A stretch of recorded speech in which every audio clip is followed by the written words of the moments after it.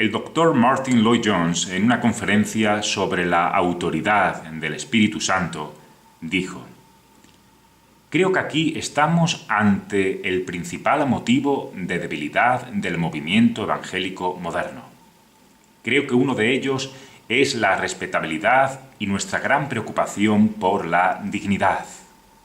Esa es la palabra fatídica que, en mi opinión, se introdujo en algún punto a mediados del siglo XIX. Los padres de esa generación habían nacido en una atmósfera de grandes avivamientos religiosos. Eran hombres que habían experimentado la actividad del Espíritu. No se preocupaban mucho por sí mismos o por su dignidad o su posición.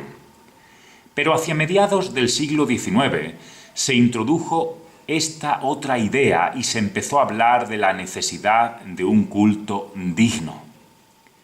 Empezaron a insistir más en la formación intelectual y la preparación del ministro que en su conversión, que en el hecho de que estuviera lleno del Espíritu con la consiguiente precepción y autoridad espirituales. Esto se hizo a fin de que nuestra adoración fuera digna. Uno de los resultados que esto tuvo fue que la Iglesia comenzó a prestar una atención creciente a las formas y a las ceremonias. Paralelamente, comenzó a infiltrarse una especie de orgullo por la erudición y los conocimientos.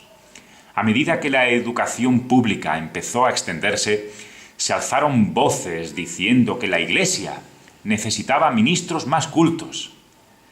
Se argumentaba que las personas que estudiaban en la escuela primaria y secundaria y en las universidades ya no podían darse por satisfechas con la predicación a la vieja usanza.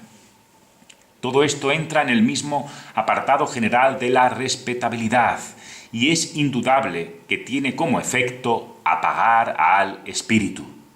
Por supuesto, el deseo de ministros más cultos y educados no tiene nada de malo, pero no simplemente como un fin en sí mismo y nunca a costa del elemento espiritual.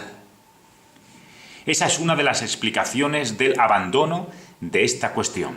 Otra, que está íntimamente ligada, es nuestro temor al entusiasmo. Se ha introducido un pavor a los excesos. Oímos de diversas sectas y denominaciones que hacen mucho hincapié en la obra y el ministerio del Espíritu, pero añadimos de inmediato: observa sus excesos, observa lo que hacen, observa su desenfreno.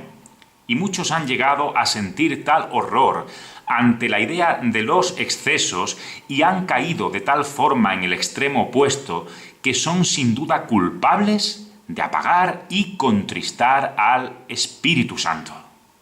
Sin embargo, esta cuestión de entusiasmo también se ha vertido siempre contra los evangélicos.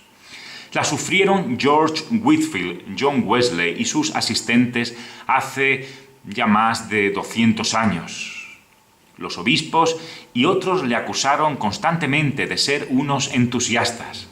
Como quiera que sea, esto no les preocupó ni les asustó.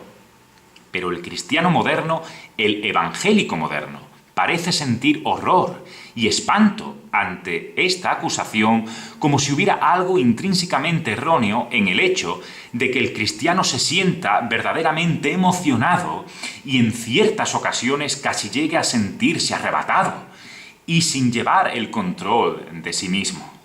Lejos esté de mí intentar defender los excesos o el fanatismo, pero estoy seguro de que nuestro peligro hoy día es temer de tal forma estas cosas que seamos culpables de apagar al Espíritu.